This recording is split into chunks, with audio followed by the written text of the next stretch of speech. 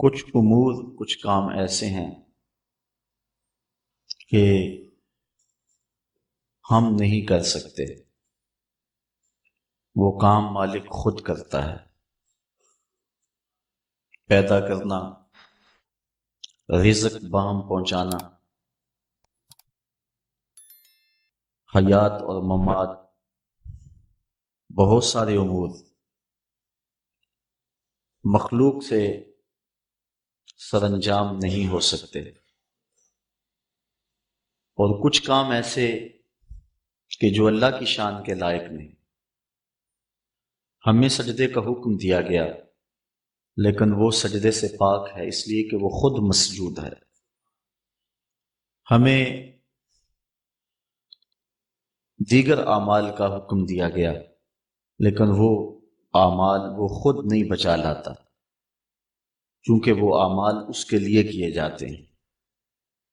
لیکن ایک عمل ایسا ہے کہ وہ خود بھی کرتا ہے اور ہمیں بھی کرنے کا حکم دیا ہے۔ وہ عمل کون سا ہے؟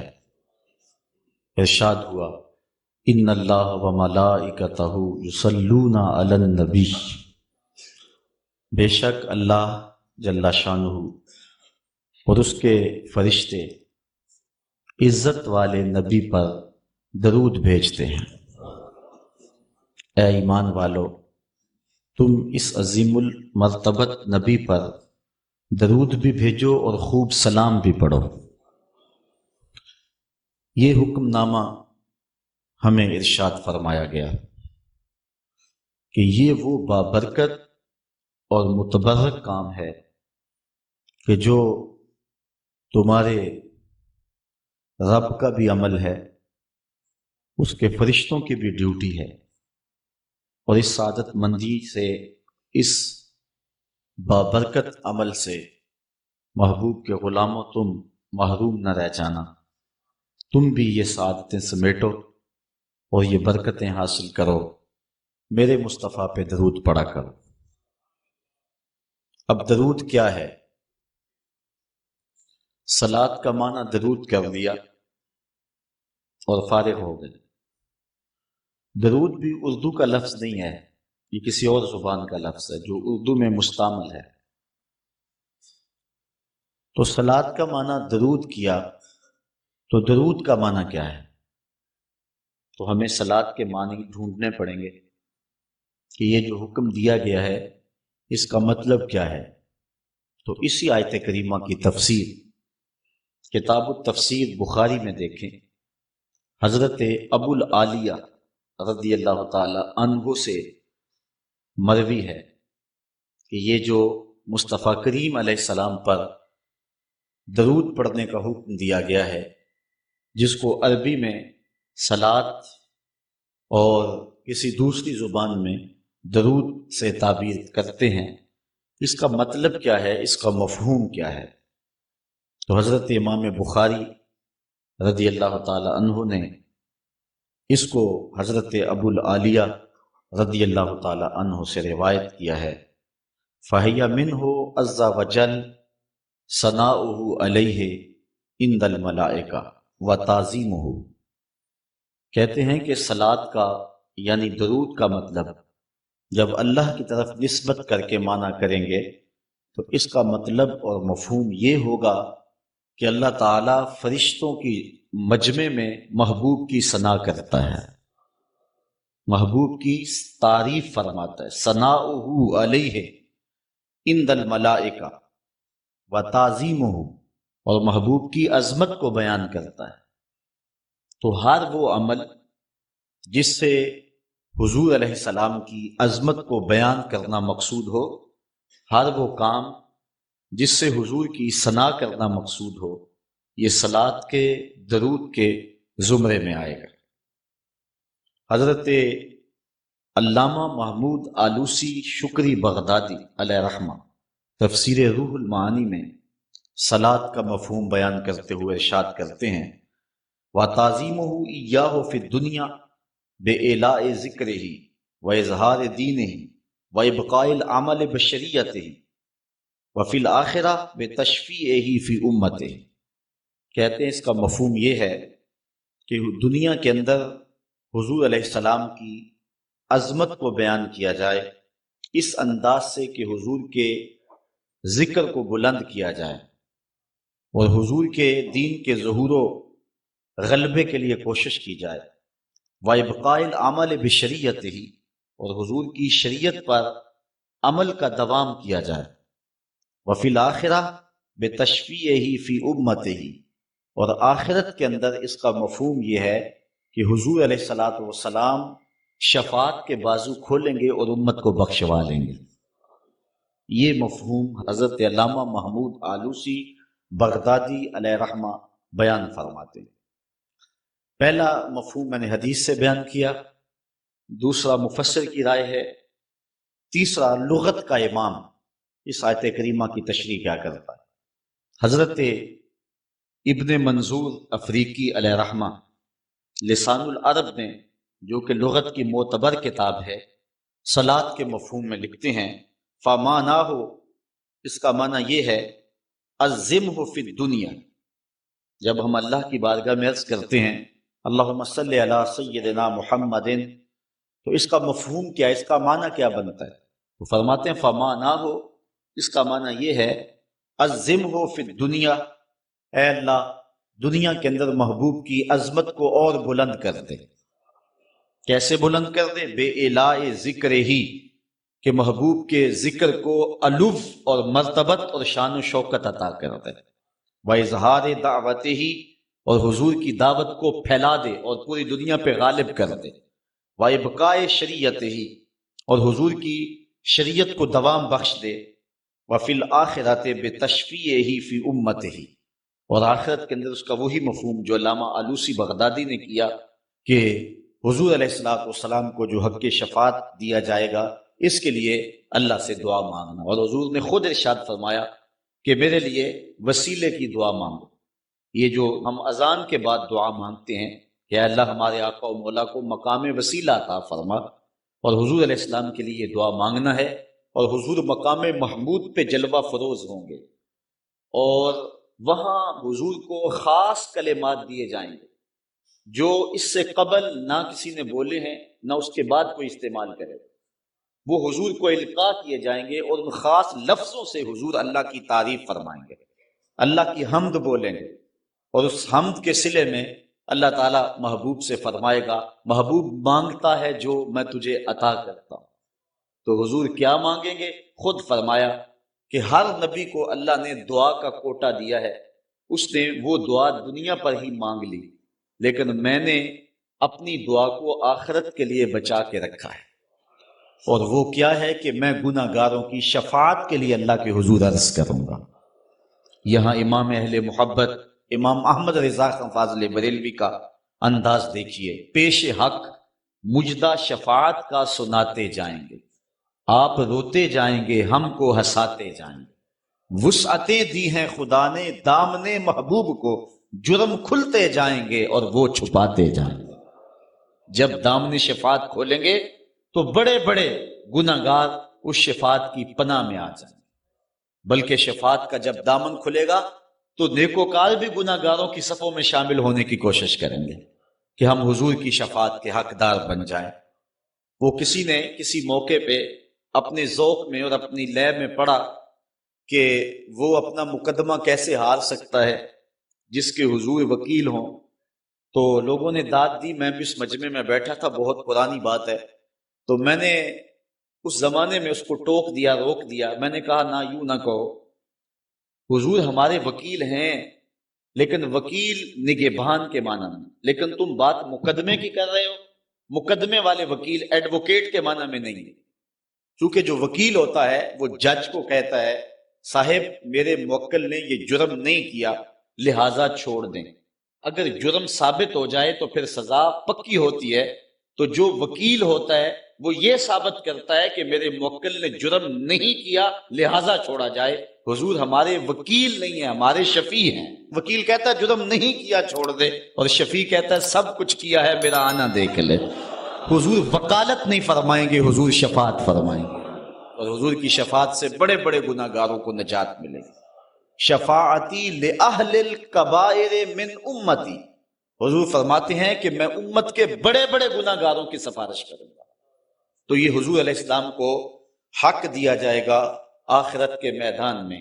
اور آقا کریم علیہ الصلوۃ والسلام سجدے میں سر رکھیں گے.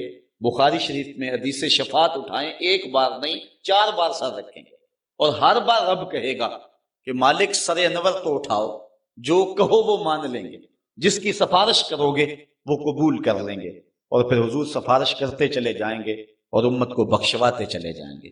فرمایا اوتیت الشفاعہ، مجھے شفاعت دی گئی. اور ہر نبی کو ایک دعوی مستجابہ، قبول ہونے والی دعا زندگی میں عطا کی گئی. دعا کا خصوصی کوٹا دیا گیا. ہر نبی نے وہ دعا کا حق دنیا پہ استعمال کر لیا، لیکن فرمایا کہ غلاموں میں نے وہ دعا تمہارے لیے بچا کے رکھی ہے. یہاں فاقے کاٹ لے، تکلیفیں کاٹ لی، دکھ برداشت کر لیے، اذیتیں تکلیفیں کیا کچھ نہیں تھا جو حضور علیہ الصلوۃ والسلام نے برداشت نہیں کیا.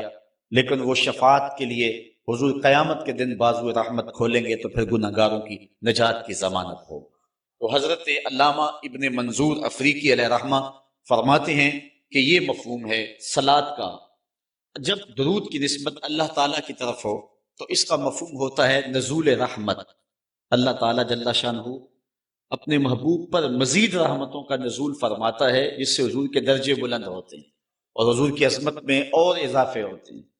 اور جب فرشتوں کی طرف نسبت کی جائے تو فرشتوں کی طرف نسبت بھی دعا کے معنی میں ہے. اور جب ہم اللہ کی بارگاہ میں یہ دعا مانگتے ہیں کہ اے اللہ اس پیارے محبوب علیہ السلام پر رحمت نازل فرما، تو یہ اللہ کی بارگاہ میں گزارش ہوتی ہے. اسی لیے علماء نے کہا کہ درود ایک ایسا وظیفہ ہے جو کسی صورت میں رد نہیں ہوتا. چونکہ ہم یہ کہتے ہیں اے اللہ اپنے پیارے نبی پر رحمت نازل فرما، وہ تو پہلے ہی فرما رہا ہے. تو ہم کہیں یا اللہ اپنے نبی پہ رحمت نازل فرما، تو کیا اللہ فرمائے گا کہ میں نہیں فرماتا؟ اس لیے یہ ہو ہی نہیں سکتا. علماء کہتے ہیں کہ جو درود ہے وہ بہر صورت قبول ہوتا ہے.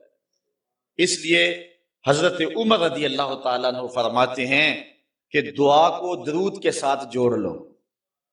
درود تو قبول ہونا ہی ہونا ہے، تمہاری دعا بھی قبول ہو جائے گی. کیونکہ اللہ تعالیٰ جل شانہ کی یہ شان نہیں ہے کہ بعض کو قبول کر لے اور بعض کو ترک کر دے. ہماری فقہ کا بھی مسئلہ ہے، اگر آپ نے کسی سے سودا لیا ہے، اس میں کوئی ردی چیز آ گئی اور کچھ صحیح آ گئی، اب یہ نہیں آپ کر سکتے کہ جو صحیح ہے وہ رکھ لیں اور ردی واپس کر دیں. یا تو وہ صحیح کے ساتھ ردی بھی قبول کرنا پڑے گی، اور یا پھر جو ہے وہ صحیح بھی واپس کرنا پڑے گی. یہ نہیں ہوگا کہ مرضی کی رکھ لی اور مرضی کی واپس کر لی. یا سارا سودا قبول کرنا پڑے گا یا سارا سودا واپس کرنا پڑے گا. تو اللہ تعالیٰ جل شانہ کے حضور جب درود کے ساتھ دعا مانگی جائے تو پھر اللہ تعالیٰ جل شانہ اس دعا کو چھانٹ کے الگ نہیں کرتا کہ میں نے یہ نہیں قبول کرنی. درود کے ساتھ جو مانگی ہوئی دعا ہے اللہ وہ بھی مستجاب فرما لیتا ہے، وہ بھی قبول فرما لیتا ہے. درود پاک وہ بابرکت عمل ہے کہ جو اہل ایمان کو تعلیم دیا گیا. علماء نے لکھا کہ زندگی میں ایک مرتبہ درود شریف پڑھنا فرض ہے، اور جب حضور علیہ السلام کا نام لیا جائے اس وقت درود پڑھنا واجب ہے. اس کے علاوہ بھی وجوب کے اور بہت سارے مقامات علماء نے بیان کیے، اور نمایاں 40 مقامات علماء نے بیان کیے جہاں درود شریف پڑھنا مستحب ہے. لیکن بعض مقامات پہ درود شریف پڑھنا مکروہ بھی ہے، جس طرح باتھ روم اور اس قبیل کے اور مقامات اور جگہ اور جو ہے وہ احوال ایسے ہیں جہاں درود شریف نہیں پڑھا جائے گا. باقی درود شریف وہ بابرکت وظیفہ ہے، وہ مقبول بارگاہ عمل ہے کہ جس کو جتنی بار مرضی پڑھو، ایک تو طبیعت میں اکتاہٹ نہیں ہوتی، انسان تھکتا نہیں، اور دوسرا اس عمل کی برکتیں اتنی ہیں، اس کا ثواب اتنا ہے کہ حضور نبی رحمت صلی اللہ علیہ وسلم کا فرمان حضرت ابو ہریرہ رضی اللہ تعالی عنہ سے سماعت کر لیجئے کہ حضور علیہ السلام نے ارشاد فرمایا من صلی علیہ صلاۃ واحدۃ صلی اللہ علیہ عشرا، جو میرے اوپر ایک مرتبہ درود پڑھتا ہے اللہ تعالیٰ اس پہ 10 رحمتوں کا نزول فرماتا ہے.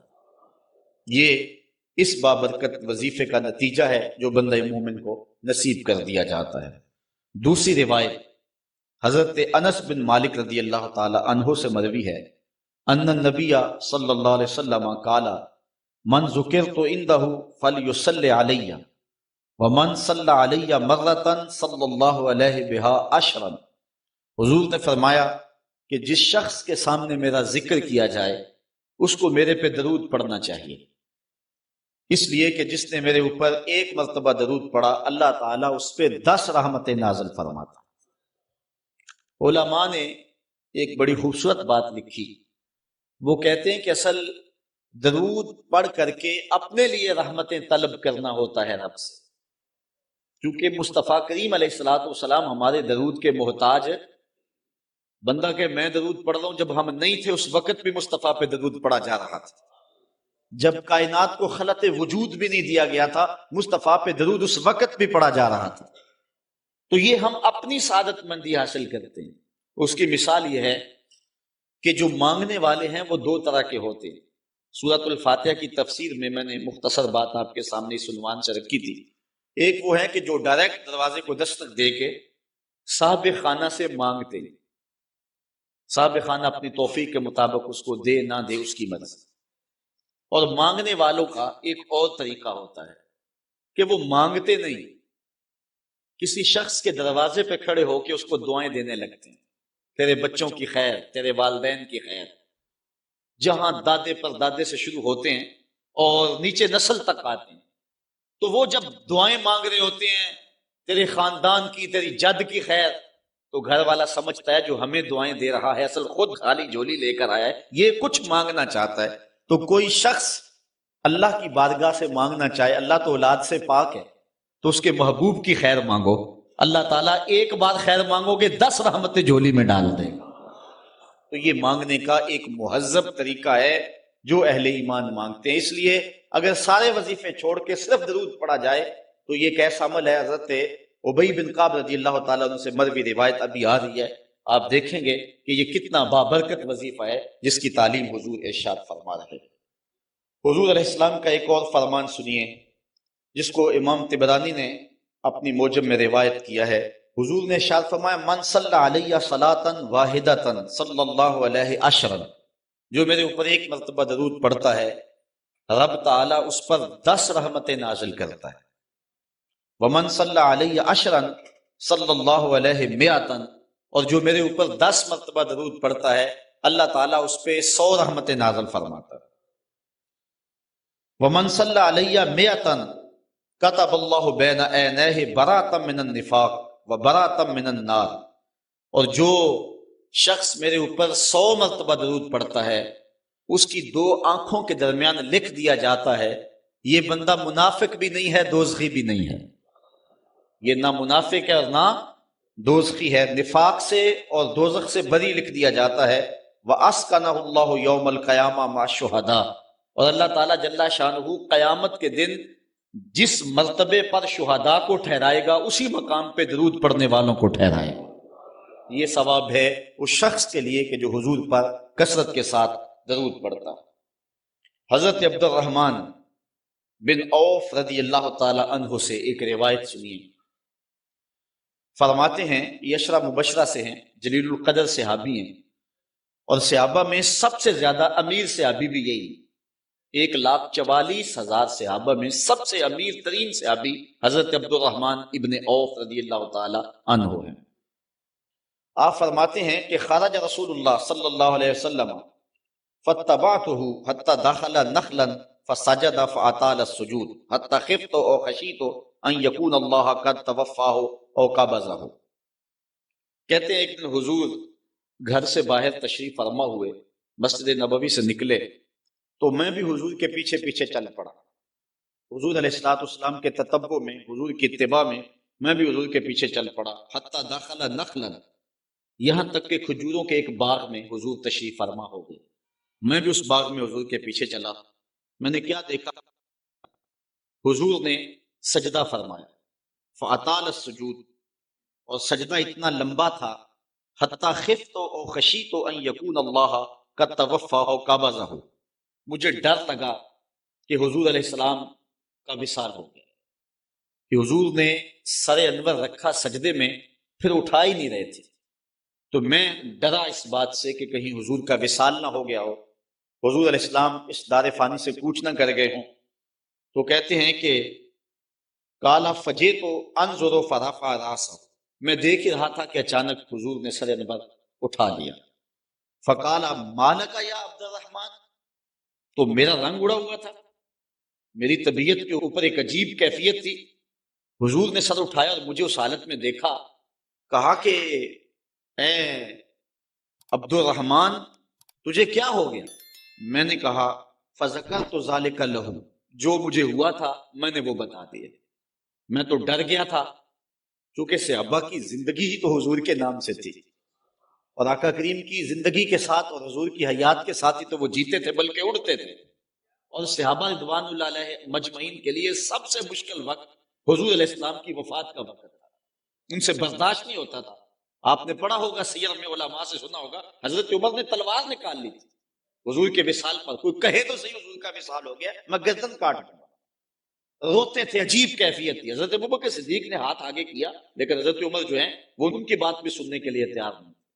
حضرت بلال چیخیں مارتے تھے، عجیب حالت تھی۔ حضرت سیدہ فاطمہ کہتی تھی سبت علی مصائب لو انہا سبت علی الایام سرنا لیالیا، لوگوں میرے اوپر جو مصیبتیں ٹوٹ پڑی ہیں، اگر وہ چٹے دنوں پہ پڑتی تو وہ بھی کالی راتیں بن جاتی، اتنی مصیبتیں آ گئی۔ حضور علیہ السلام کے وصال پر یہ صحابہ کی کیفیت۔ حضرت زید بن عبداللہ اپنے باغ کو پانی دے رہے تھے، حضرت امام زرقانی نے لکھا ہے ان کے بیٹے نے جا کے کہا کہ ابا جی کوئی بات سنی ہے؟ انہوں نے کہا بتاؤ بیٹے کیا ہوا ہے؟ کہا حضور کا وصال ہو گیا۔ تو حضرت زید نے یوں ہاتھ اٹھائے اور سنو انہوں نے کیا کہا، اللہم اذہب بصری حتی لا ارا بعد حبیبی محمد احد، اے اللہ مجھے اندھا کر دے، مجھے نابینا کر دے۔ آنکھوں کے چراغ روشن اس لیے تھے کہ تیرے رسول کو دیکھتا تھا، اب حضور اگر اس دنیا سے چلے گئے تو میں نے آنکھوں کی چراغ کیا کرنے؟ تو اللہ تعالیٰ نے ان کی دعا قبول فرما لی اور وہ فوراً نابینا ہو گئے۔ کسی نے بعد میں ان کے پاس جا کے افسوس کیا کہ تمہاری آنکھوں کی بینائی جاتی رہی ہے، بڑا افسوس ہوا ہے۔ وہ فرمانے لگے تمہیں ہوا ہوگا، مجھے تو کوئی نہیں ہوا، میں تو حضور کے بغیر کسی کو دیکھنا ہی نہیں چاہتا۔ اور اعلیٰ حضرت فرماتے ہیں کون نظروں پہ چڑھے دیکھ کے تلوا تیرا، جس نے آپ کو دیکھا پھر وہ کسی کو جو ہے وہ اور کیوں دیکھے؟ تو یہ صحابہ کی کیفیت تھی۔ بلکہ غدابہ نامی اونٹنی جس پہ حضور سواری کیا کرتے تھے، کتب میں آتا ہے، صحیح روایات ہیں، وہ حضرت فاطمہ تو زہرا کی دہلیز پر سر رکھ کے رویا کرتی تھی۔ اور وہ یافور نامی دراز گوش جس پہ حضور سواری کیا کرتے تھے، جس کو ہم اپنی زبان میں گدھا کہہ لیتے ہیں لیکن نسبت رسول سے ہوگی تو پھر اس کو دراز گوش کہیں گے، تو وہ قبیلہ بنو سلیم کے کنویں میں چھلانگ لگا کے مر گیا کہ جب حضور چلے گئے ہیں تو ہم نے جی کے کیا لینا۔ یہ کیفیت جانوروں کی تھی۔ اللہ اکبر۔ تو حضور کی جدائی کا صدمہ کون برداشت کرے؟ آپ نے سنا نہیں کہ اس نے حنانہ حضور کے فراق میں کیسے تڑپ تڑپ کے روتا تھا؟ صحاح میں روایت ہے، لگتا تھا جس طرح پھٹ جائے گا، اور آقا کریم ممبر سے نیچے اترے اور آقا نے اس کو دونوں ہاتھوں میں لیا، پھر تسلی دی، اور ایسے لگا جس طرح کہ بچھڑا ہوا بچہ ماں کی گود میں آ جائے تو اس کی گھگھی بن جاتی ہے، یہ کیفیت ہوئی۔ پھر حضور ممبر پہ جلوہ فراز ہوئے اور صحابہ سے مخاطب ہو کے کہا لو لم افعل ھکذا لھن الی یوم القیامہ، اگر میں اپنے عاشق زار کو ممبر سے اتر کے یوں تسلی نہ دیتا تو یہ لکڑی کا ستون قیامت تک روتا ہی رہتا۔ اللہ اکبر۔ یہ ہے حضور کے پیار کی کیفیت۔ ان کے لیے مشکل مرحلہ تھا۔ حضرت عبد الرحمن ابن عوف رضی اللہ تعالیٰ عنہ کہتے ہیں میں نے جو میرے پہ بیتی تھی نا، جو میری حالت ہوئی تھی، میں نے صاف صاف عرض کی حضور میں تو بہت پریشان ہوا تھا۔ تو حضور نے فرمایا فقالا ان جبرائیل علیہ السلام قال لی، سنو کہ جبریل امین میرے پاس آئے اور انہوں نے مجھے آ کے کہا الا ابشرک ان اللہ عز وجل یقول، کہ حضور میں آپ کو بشارت نہ دوں کہ رب کیا کہتا ہے؟ وہ یہ کہتا ہے من صلی علیک صلیت علیہ ومن سلم علیک سلمت علیہ۔ ذرا دیکھیے لفظ، حضور فرماتے ہیں میں کیوں سجدے میں گیا تھا؟ سنو اے عبد الرحمن ابن عوف واقعہ کیا ہوا، میں اتنا لمبا سجدہ کیوں کیا؟ کہا میرے پاس جبریل آئے اور جبریل نے مجھے رب کا سندیشہ دیا، پیغام دیا کہ محبوب آپ کا رب کہتا ہے کہ آپ کا جو امتی آپ پہ درود پڑے گا میں رب ہو کے اس پہ درود پڑھوں گا، اور جو آپ کا امتی آپ کو سلام کہے گا میں رب ہو کے اس کو سلام کروں گا۔ تو حضور فرماتے ہیں فسجدت للہ شکرا، تو پھر میں سجدہ نہ کرتا، پھر میں شکر کا سجدہ نہ کرتا اور میرا سجدہ لمبا نہ ہوتا کہ اتنا کرم ہوا کہ میرا اگر غلام مجھ پہ درود بھیجے تو رب اس پہ درود بھیجتا ہے۔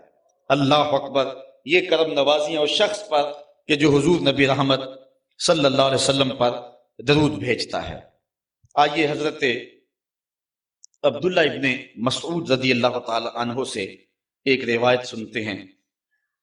کہتے ہیں کہ ان للہ ملائکۃ سیاحین یبلغون عن امتی السلام، اللہ کے کچھ فرشتے ہیں جن کی ڈیوٹی یہ ہے وہ دھرتی پر گھومتے ہیں، پوری دنیا پہ چکر لگاتے ہیں، اور کرتے کیا ہیں؟ جہاں جہاں بھی کوئی شخص میرے اوپر سلام بھیجے تو وہ اس امتی کا سلام میرے تک پہنچاتے ہیں کہ حضور آپ کے فلاں امتی نے آپ تک جو ہے وہ سلام بھیجا ہے۔ اور دوسری روایت حضرت حسن رضی اللہ تعالیٰ عنہ اپنے باپ حضرت علی المرتضیٰ سے روایت کرتے ہیں کہ حضور علیہ السلام نے ارشاد فرمایا حیث ما کنتم فصلوا علیہ فإن صلاتکم تبلغنی، فرمایا علی جہاں بھی رہو میرے اوپر سلام پڑھا کرو، تمہارا سلام مجھے پہنچتا ہے، جہاں بھی رہو میرے اوپر سلام پڑھنے کو، عمل کو نہ چھوڑنا۔ قیامت کے دن حضور علیہ السلام کی سب سے زیادہ قربت کس شخص کو نصیب ہوگی؟ تو وہ روایت ہے حضرت عبداللہ ابن مسعود رضی اللہ تعالی عنہ سے کہ حضور نے فرمایا ان اول الناس بی یوم القیامہ اکثرہم علی صلاۃ، قیامت کے دن میرا سب سے زیادہ قریبی شخص وہ ہوگا کہ جو میرے اوپر کثرت کے ساتھ درود پڑھا کرتا ہے۔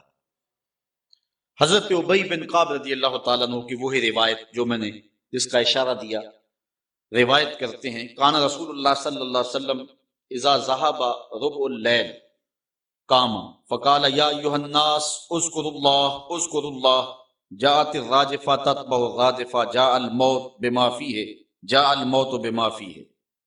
کہتے ہیں کہ حضور علیہ الصلوۃ والسلام جب رات کا چوتھائی حصہ باقی رہ گیا تو آقا کریم علیہ السلام نے لوگوں کو بیدار کیا، لوگوں کو جگایا کہ اٹھو اللہ کا ذکر کرو، قیامت آنے والی ہے، موت آنے والی ہے۔ حضور نے صحابہ کو بیدار کیا۔ قال ابی بن کعب رضی اللہ تعالیٰ عنہ، حضرت ابی بن کعب رضی اللہ تعالیٰ عنہ فرماتے ہیں یہ جلیل القدر سے آتی ہیں اور حضور علیہ الصلوۃ والسلام ان سے قرآن سنا کرتے تھے، بلکہ ایک دن حضور گزر رہے تھے، حضرت ابی بن کعب رضی اللہ تعالیٰ عنہ تلاوت کر رہے تھے، حضور رک کے سننے لگے۔ اگلے دن ملاقات ہوئی تو فرمایا ابی میں گزر رہا تھا، تو تلاوت کر رہا تھا اور میں سنتا رہا۔ حضرت ابی نے کہا حضور اگر مجھے پتا چل جاتا نا کہ آپ سن رہے ہیں تو میں اور سوار کے پڑھتا۔ محدثین شارحین لکھتے ہیں کسی کے دکھلاوے کے لیے قرآن سوار کے پڑھنا ریاکاری ہے، لیکن اگر حضور کے دکھلاوے کے لیے پڑھا جائے یہ ریاکاری نہیں ہے، یہ عین دین ہے۔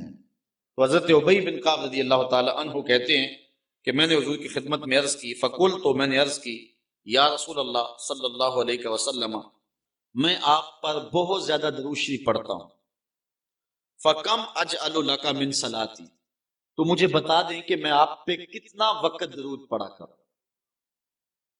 کالا معاشیتا، کہا جتنا تو پڑھ سکتا ہے، جتنا تیرے پاس وقت ہے، جتنی تیری مرضی ہے، میں کوئی مقرر نہیں کرتا۔ کالا کل، تو میں نے کہا ربع، میں چوتھا حصہ درود پڑھا کروں گا، باقی 3 حصے باقی وظیفے کر لیا کروں گا۔ کالا معاشیتا، حضور نے فرمایا تیری مرضی، وَإِن زِدْتَ فَهُوَ خَيْرٌ لَكَ، لیکن اگر درود زیادہ پڑھے نا تو تیرے لیے ہوگا بہتر۔ ویسے تو اگر چوتھا حصہ پڑھے باقی 3 حصے باقی وظیفے، لیکن اگر ایسا کرے تو تیرے لیے بہتر ہوگا، زیادہ اگر پڑھ لے۔ کالا کہتے ہیں فقل، تو میں نے کہا فثلثین، میں 2/3 پڑھ لیا کروں گا۔ کالا ماشیتا، فرمایا جس طرح تیری مرضی، فَإِن زِدْتَ فَهُوَ خَيْرٌ لَكَ، لیکن اگر تو درود کو زیادہ کر لے تو یہ تیرے لیے بہتر ہوگا۔ قلت النصف، میں نے عرض کی حضور میں آدھا وقت درود پڑھ لیا کروں گا، باقی آدھا وقت دیگر وظائف پڑھ لیا کروں گا۔ کل، تو جب میں نے یہ بات کہی تو حضور نے فرمایا معاشیتا، جو تیری مرضی، جو تیرے دل میں آئے، وَإِن زِدْتَ فَهُوَ خَيْرٌ لَكَ، لیکن اگر تو درود کو اور زیادہ کر دے تو تیرے لیے ہے بہتر۔ کہتے ہیں کہ میں نے عرض کی اجعل لک صلاتی کلھا، حضور پھر میں سارا وقت درود ہی پڑھ لیا کروں گا، میں سارا وقت درود ہی پڑھ لیا کروں گا۔ تو آقا کریم نے فرمایا پھر تجھے دنیا کی تکلیفیں بھی نہیں پہنچیں گی اور آخرت میں بھی تجھے نجات مل جائے گی. کیونکہ انسان وظیفہ دو مقاصد کے لیے کرتا ہے. میری دنیا کے معاملات ٹھیک ہو جائیں کچھ وظائف اس لیے پڑھتا ہے, یا پھر میری آخرت ٹھیک ہو جائے اس لیے وظائف پڑھتا ہے. دو ہی غرضیں ہوتی ہیں وظائف پڑھنے سے. لیکن حضور نے فرمایا اگر تو سارا وقت درود پڑھتا رہے تو پھر تیری دنیا بھی ٹھیک ہو جائے گی, تیری آخرت بھی ٹھیک ہو جائے گی, تیرے سارے معاملے ٹھیک ہو جائیں گے. اللہ اکبر. اور حضور علیہ السلام کا یہ ایک اور فرمان سنیے جس کو حضرت انس رضی اللہ تعالیٰ عنہ روایت کرتے ہیں. حضور علیہ السلام نے ارشاد فرمایا من صلی علیہ فی یوم الف مرہ لم یمت حتی یرا مقعدہ من الجنہ. جو ایک دن میں 1000 مرتبہ میرے اوپر درود پڑے وہ اتنی دیر تک مرے گا نہیں جب تک جنت میں اپنا ٹھکانہ نہیں دیکھ لیتا. یہ اللہ تعالیٰ اس کو خاص نور نصیب فرمائے گا. اور آئیے سنیے حضور علیہ السلام کیا ارشاد فرما رہے ہیں. حضرت ابو درداء رضی اللہ تعالی عنہ سے روایت ہے, امام ابن ماجہ نے اپنی سند سے اس کو روایت کیا ہے.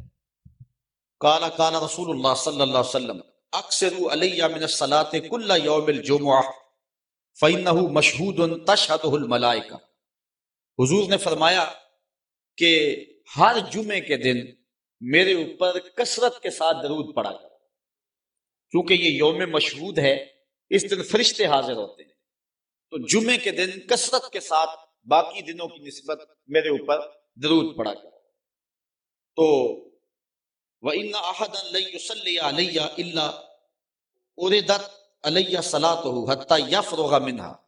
اس لیے کہ تم میں سے جو کوئی میرے اوپر درود پڑتا ہے جب تک فارغ نہیں ہو جاتا اس کا درود جو ہے وہ میرے اوپر پہنچا دیا جاتا. کالا تو حضرت ابو درداء کہتے ہیں قل تو میں نے کہا وبعد الموت, حضور جب آپ اس دنیا سے چلے جائیں تو کیا اس کے بعد بھی یہ وظیفہ اور یہ عمل جاری رکھیں.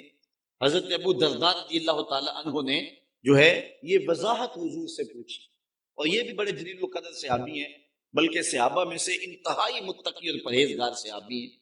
بلکہ حضرت ابو درداء کے بارے میں آتا ہے کہ فجر کی نماز پڑھ کے جلدی چلے جاتے تھے. ایک دن حضور نے روک کر کے کہا ابو درداء کاہے کی جلدی ہوتی ہے کہ رکتے بھی نہیں, بہت جلدی چلے جاتے ہو. عرض کی حضور میرے ہمسایوں کے گھر میں کھجور کا ایک لمبا درخت ہے, اور آج کل مدینے میں کھجوروں کے پکنے کا موسم ہے, اور سحری کے وقت ٹھنڈی ہوائیں مدینے کو سلامی دینے آتی ہیں, اور میں اس لیے جلدی جلدی چلا جاتا ہوں کہ وہ جو کھجوریں جھڑ کے میرے ویڑے میں گر جاتی ہیں بچوں کے اٹھنے سے قبل ہمسائے کے گھر میں پھینک دوں کہیں میرا بچہ کوئی نہ کھا لے, اور ہماری سڑک سے گنے کی ٹرالی گزر کے تو دیکھے. یہ دیکھیے حضور علیہ السلام کے صحابی کا عمل اور ان کی زندگی کے معمولات. یہ ہے حضرت ابو درداء رضی اللہ تعالیٰ عنہ.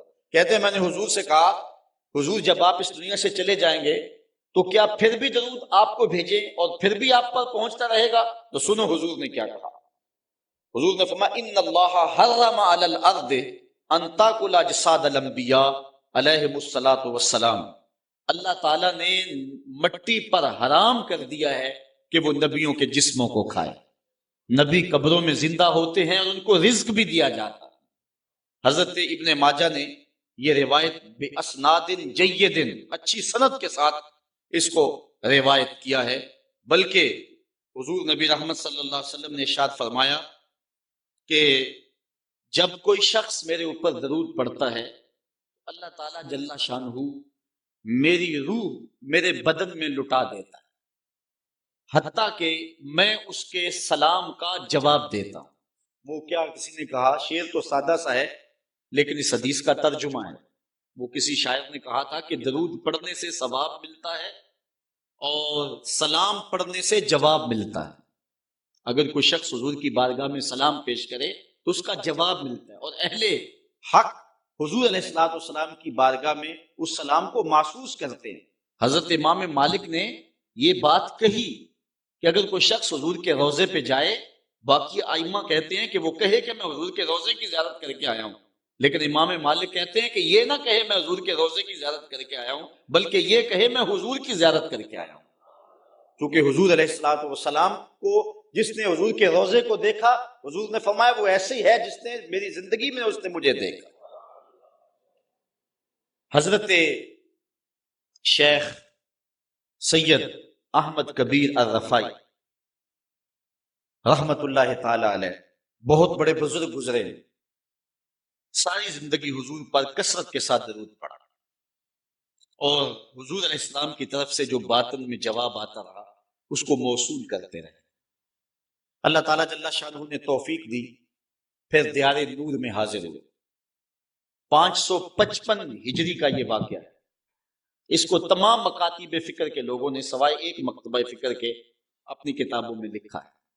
تبلیغی جماعت والوں نے اپنے شیخ الحدیث زکریا سہارنپوری نے کتاب الحج میں لکھا ہے، باقی لوگوں نے بھی لکھا ہے، درجنوں تذکرہ نگاروں نے اس واقعہ کو بیان کیا ہے، اور اس کی صحت پر اہل علم کو کوئی اختلاف نہیں ہے۔ 555 ہجری کی بات ہے کہ وہ حضور کے روضے پہ بنفس نفیس حاضر ہے، اور حاضر ہو کے انہوں نے جو حضور کی بارگاہ میں عرض کی، کیونکہ سید تھے، حضور کی اولاد تھی، کہا کہ حضور ساری زندگی میری روح سلام لے کے آپ کی خدمت میں حاضر ہوتی تھی اور آپ کا روحانی جواب وصول کرتی تھی۔ آج آپ کا بیٹا بنفس نفیس خود حاضر ہو گیا، آج میں روحانی جواب نہیں لوں گا، اور حضور کے روضے کے سامنے کھڑے ہو گئے اور ادب سے سلام پیش کیا۔ پھر کیا ہوا، 70,000 لوگ مسجد نبوی میں موجود تھے، جنہوں نے دیکھا حضور نے دست انور روضہ انور سے باہر نکال دیا، اور حضرت شیخ سید رفائی رحمت اللہ تعالی علیہ نے حضور کے دست کرم کا بوسہ لیا۔ حضرت غوث اعظم شیخ عبد القادر جیلانی علیہ رحمہ فرماتے ہیں اتفاق سے اس دن میں بھی موجود تھا، اور کہتے ہیں کہ حضرت امام رفائی کے صدقے سے حضور کے دست اقدس کی زیارت میں نے بھی کر لی۔ اللہ اکبر! یہ حضور علیہ الصلوۃ والسلام کا شفقت فرمانا ہے ان لوگوں پر جو حضور علیہ السلام پر کثرت کے ساتھ درود پڑھتے۔ جن لوگوں نے حضور علیہ السلام کے اوپر درود پڑھنا معمول بنایا ہے، یہ موضوع اپنے دامن میں بڑی وسعت رکھتا ہے، ان پر بڑے بڑے کرم ہوئے۔ آج کا جو عنوان ہے صلو علیہ وآلہ، یہ شیخ سعدی کی مارکۃ الآراء ایک ربائی کا آخری مصرع ہے، اور متواتر صدری روایات کے مطابق حضرت شیخ سعدی شیرازی کیونکہ بہت بڑے شاعر تھے اور قادر الکلام شاعر تھے، آج صدیاں گزرنے کے بعد بھی آپ کی گلستہ اور بھوسنا اور کریمہ آج بھی اسی طرح مقبول ہے جس طرح صدیوں قبل تھی۔ ورنہ کسی زمانے میں فردوسی کا شاہ نامہ پڑھا جاتا تھا، لیکن آج دنیا کو اور نئی نسل کو فردوسی کے شاہ نامے کا پتہ بھی نہیں۔ لیکن کوئی بھی فارسی مذاق رکھنے والا ہو وہ شیخ سعدی سے ناآشنا نہیں ہو سکتا۔ ان کو جو مقبولیت تامہ ملی ہے، ایسے قادر الکلام شاعر کہ جس عنوان پر بھی آتے حد کرتے چلے جاتے۔ حضرت شیخ سعدی شیرازی اگر حضور کی مدح میں قلم اٹھاتے ہیں تو ان کا اسلوب بڑا خوبصورت ہے۔ کریم السجایا جمیل الشیم نبی البرایا شفیع الامم، زباں تا بود در دہاں جائے گیر ثنائے محمد بود دل پذیر، حبیب خدا اشرف انبیاء۔ اگر لکھتے ہیں تو حد کرتے چلے جاتے ہیں۔ اب انہوں نے حضور کا قصیدہ لکھنا شروع کیا، اور کیا لکھتے ہیں؟ بلغ العلا بکمال۔ اس کا معنی ہے کہ آپ اپنے کمال کی وجہ سے بلندیوں تک پہنچے۔ کشفت دجا بجمالہ، اور آپ کے چراغ حسن نے اندھیروں کو دور کر دیا۔ حسنت جمیع خصالہ، اور آپ کی ساری خوبیاں با کمال ہیں۔ ربائی کو ربائی اس لیے کہتے ہیں کہ وہ 4 اشعار پر مشتمل ہوتی ہے۔ اب 3 اشعار کے اندر بھی جو ہے وہ مضمون تھا وہ مکمل ہو گیا، اور انسان جب مضمون کو مکمل کر لے تو اس وقت پھر نیا جملہ لانا اس کے لیے مسئلہ بن جاتا ہے کہ آگے لکھے تو کیا لکھے، مضمون تو مکمل ہو گیا۔ اب یہاں کیا تھا؟ بلغ العلا بکمال، کشفت دجا بجمال، حسنت جمیع۔ اگر اس کا معنی ذہن میں ملحوظ رکھیں تو آگے جو چوتھا جملہ ہے اس پہ آپ کو لطف آئے گا۔ بلغ العلا بکمال، وہ اپنے کمال سے، اپنی طاقت پرواز سے، اپنی قوتوں سے، اللہ کی دی ہوئی عطا سے وہاں تک پہنچے جہاں تصور بھی نہیں پہنچ سکتا۔ کشفت دجا بجمالہ، ان کے جمال نے کائنات میں اجالے پھیلا دیے، روشنیاں کر دی، اندھیرے چھٹ گئے۔ پھر آخر میں حسنت جمیع خصالہ، کیا بتائیں ان کی ہر خوبی، ہر خو و خصلت ہی اچھی ہے۔ اب بات تو مکمل ہو گئی، لیکن ربائی چاہتے تھے، شیخ سعدی پریشان، اسی پریشانی میں نیند آ گئی، سوئے تو حضور کا دیدار ہوا۔ فرمایا سادی آگے کہتے کیوں نہیں ہو، صلو علیہ وآلہ، صلو علیہ وآلہ۔ اور بنتا ہی یہ ہے، میں اصل خود بھی شاعری سے تعلق رکھتا ہوں، کسی زمانے میں کچھ لکھا بھی ہے، لیکن یہاں تھوڑا سا میں آپ کو اپنے ساتھ اس لیے سفر کروا رہا ہوں کہ آپ اقبال کے دیس کے باسی ہیں، اس لیے آپ سے ایسی باتیں میں کر دیتا ہوں، ورنہ بعض کا یہ ایسی باتیں نہیں چھڑتی، یہ مشکل ہوتی ہیں، لیکن آپ لوگوں کے خمیر اور مزاج کے اندر جو ہے یہ لذت اور یہ چاشنی موجود ہے۔ اب ذرا توجہ کیجئے، بلغ العلا بکمالہ، وہ بلندیوں پر پہنچ گئے، کشفت دجا بجمالہ، اپنے جمال سے اندھیرے چھٹا دیے، دور کر دیے، حسنت جمیع خصالہ، کیا بتائیں ان کی ہر خوبی ہی با کمال ہے۔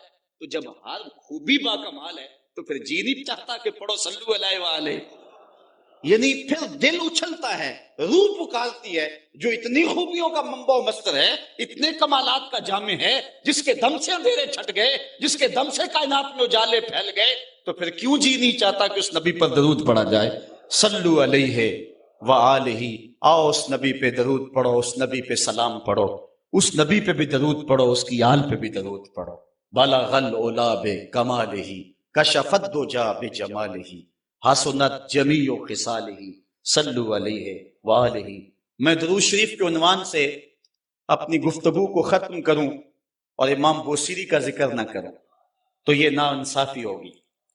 حضرت امام بوصیری فالج زدہ ہے، ساری زندگی بادشاہوں کے قصیدے لکھے ہیں، ساری زندگی بادشاہوں کی کہانیاں بیان کی ہیں، ان سے اعزازات پائے ہیں، تکریمات پائی ہیں، لیکن عمر کا آخری حصہ آیا، جسم فالج زدہ ہو گئے، سارے چھوڑ گئے۔ تنہائی، بیماری اور غربت، یہ تین چیزیں اگر اکٹھی ہو جائیں تو ان کو کاٹنا بڑی قیامت ہوتی ہے۔ تنہائی، غربت اور بیماری، یہ تینوں اکٹھی آ گئی حضرت امام بوصیری۔ صحت مند کے سارے گاہک ہوتے ہیں، بیمار پڑ کے تو کوئی پوچھتا ہی نہیں۔ ایک دن خیال آیا، ساری زندگی شہنشاہوں کے قصیدے لکھے، آج اس کا قصیدہ نہ لکھوں جو کائنات کا دولہ ہے۔ اللہ اکبر، قلم پکڑا، پھر حضور کا قصیدہ لکھا۔ یہ قصیدہ بردہ شریف مکمل کیا، رات ہوئی، حضرت امام بوصیری سوئے، آقا کریم علیہ السلام تشریف لائے، اور یہ بات ذہن میں رکھیں، حضور نے ارشاد فرمایا من رآنی فی المنام فقد رآنی فإن الشیطان لا یتمثل بی۔ یہ ابن ماجہ میں 6 طرق سے روایت مروی ہے، ویسے بخاری دیگر کتابوں میں بھی ہے، لیکن ابن ماجہ حجم کے اعتبار سے چھوٹی کتاب ہے، اس میں بھی 6 مرتبہ یہ روایت ہے، باقیوں میں تو بہت مرتبہ یہ روایت آئی ہے۔ ابن ماجہ میں 6 طرق سے یہ روایت ہے، حضور نے فرمایا جس نے مجھے خواب میں دیکھا اس نے مجھے ہی دیکھا، شیطان خواب میں آ کر بھی میری مثل ہونے کا دعویٰ نہیں کر سکتا۔ اچھا، دوسری بات، جس نے حضور کو دیکھا اس نے حضور کو دیکھا، اور جس نے حضور کو دیکھا حضور اس کے خواب میں قصد، ارادے اور مرضی سے آئے۔ میں کسی کے خواب میں جاؤں، آپ کسی کے خواب میں آئیں، نہ آپ کو پتا ہوتا ہے نہ مجھے پتا ہے، مجلس سجی ہے، میں گفتگو کر رہا ہوں، اٹھ کے آپ چلے جائیں گے، جا کے سو جائیں، میں خواب میں دوبارہ گفتگو کرتا ہوا پایا جاؤں، مجھے آپ اٹھ کے فون کرے جناب آج خواب میں آئے تھے، تو مجھے تو نہیں پتا ہوگا، یا آپ کو میں دیکھ لوں دوبارہ تو آپ کو علم نہیں ہوگا، لیکن حضور جس کے خواب میں جائیں قصد، ارادے اور مرضی سے جاتے ہیں۔ تیسری بات، خواب میں کسی کو کچھ کوئی دے تو وہ محض خواب ہوتا ہے۔ لاٹری نکل آئی، کروڑ پتی بن گیا، صبح اٹھیں گے تو کروڑ پتی ہوں گے یا کنگال ہوں گے؟ وہ کیا کسی نے کہا تھا 100 بار میرے ہاتھوں میں تیرا دامن آیا، جب آنکھ کھلی تو اپنا ہی گرے باندھ۔ کچھ نہیں ہوتا، خواب خواب ہوتا ہے، لیکن حضور کو اگر کوئی خواب میں دیکھ کے حضور کچھ عنایت کرے تو وہ محض خواب نہیں ہوتا۔ حضرت شاہ ولی اللہ محدث دہلوی فرماتے ہیں میرے والد شاہ عبد الرحیم نے خواب میں انہوں نے حضور کو دیکھا تو آقا کریم علیہ السلام نے اپنے 2 منہ مبارک ان کو عطا کیے۔ کہتے ہیں جب اٹھے تو دیکھا کہ منہ مبارک نہیں تھے، تو پھر ان کی کیفیت وہی ہو گئی، اور پھر حضور خواب میں ملے، فرمایا کہ ہم نے تیرے سرہانے کے نیچے رکھ دیے۔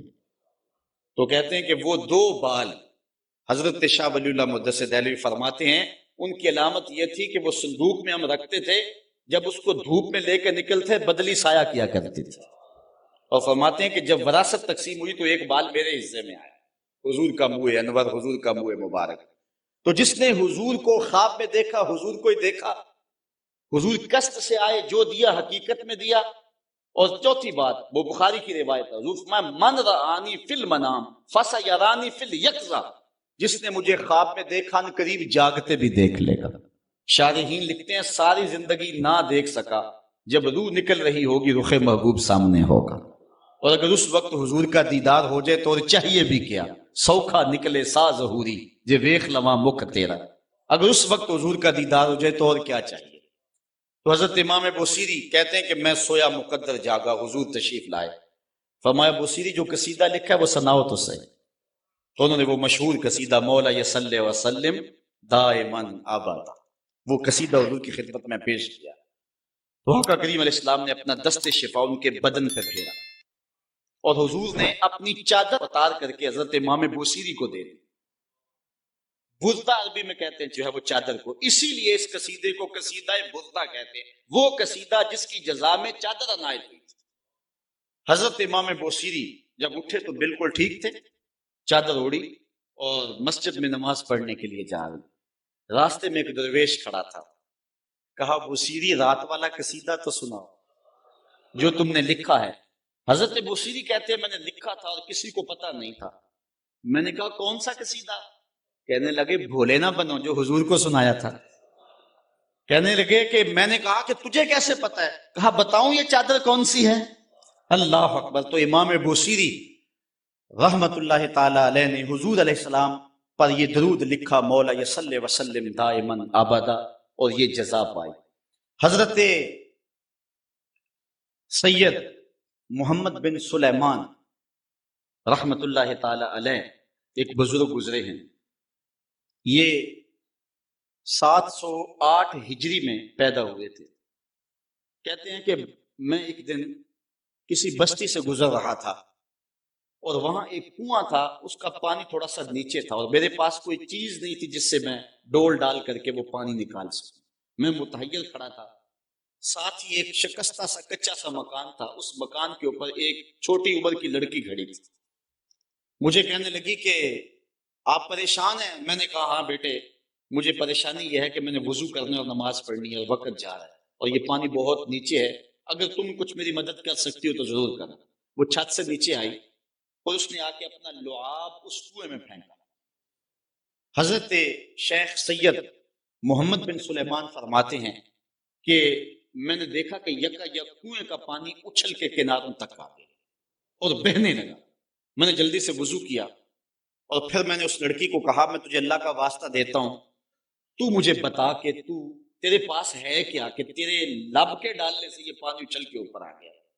تو اس لڑکی نے مجھے کہا کہ یہ جو مرتبہ مجھے ملا ہے بکثرت الصلاۃ علی من کان اذا مشى فی البر تعلقت الوحوش باذیالہ، یہ مرتبہ میں اس پر درود پڑھ کے حاصل کیا ہے جب وہ جنگل سے گزرتے تھے تو جو جانور تھے قدموں سے لپٹ جاتے تھے، میں ان پر درود پڑھنے کی برکت سے جو ہے وہ یہ مرتبہ حاصل کیا ہے۔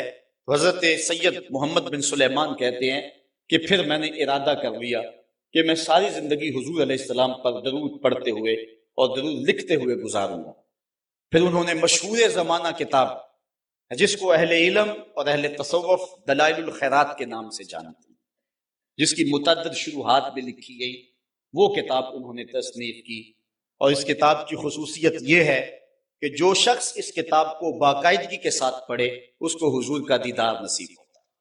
اور اس کتاب کو پڑھنے والے، میں نے ایک روایت میں پڑھا ہے کہ جو شخص حضور علیہ السلام پر کثرت سے درود پڑھے، اللہ تعالیٰ اس درود کی برکت سے اسے تو نوازتا ہے، اس کی اولاد کو اور اس کی اولاد کی اولاد کو، یعنی اس کی نسلوں کو بھی ثواب دیتا ہے۔ تو حضرت سید محمد بن سلیمان نے یہ کتاب لکھ کر کے درود کی زمانے پر احسان کیا، اور آج تک بالخصوص علماء روم کا عمل اس کے اوپر جو ہے وہ کثرت کے ساتھ ہے۔ لیکن یہاں بھی جو ہے وہ ہمارے بر صغیر پاک و ہند میں بھی دلائل الخیرات پر لوگوں کے بہت زیادہ عمل ہے۔ میرے والد گرامی اللہ ان کی قبر پہ کروڑوں رحمت نازل فرمائے، انہوں نے 37 سال تک بلا ناغہ دلائل الخیرات کا وظیفہ کیا ہے، اور یہ جو کچھ بھی ہے وہ کیا کسی نے کہا تھا میں جو کچھ بھی ہوں ان کی توجہ کا روپ ہوں، میری زندگی تیرے پیار کا انعام ہی تو ہے۔ تو یہ سارا فیضان یہ درود شریف کا فیضان ہے جو دروس قرآن کی صورت میں آپ دیکھ رہے ہیں۔ حضرت سید محمد بن سلیمان رحمت اللہ تعالی علیہ کا پھر انتقال ہو گیا اور سوس نامی ایک بستی کے اندر ان کو دفن کر دیا گیا۔ پھر اس کے بعد 77 سال کے بعد ان کو وہاں سے مراکش منتقل کیا گیا، اور آپ کو جب دفن کیا گیا، اور یہ بات اخبار مشہورہ میں سے ہے کہ آپ کی قبر کی مٹی سے درود کی برکت کی وجہ سے کستوری جیسی خوشبو آیا کرتی تھی، اور جب اتنے طویل عرصے کے بعد ان کو قبر سے نکالا گیا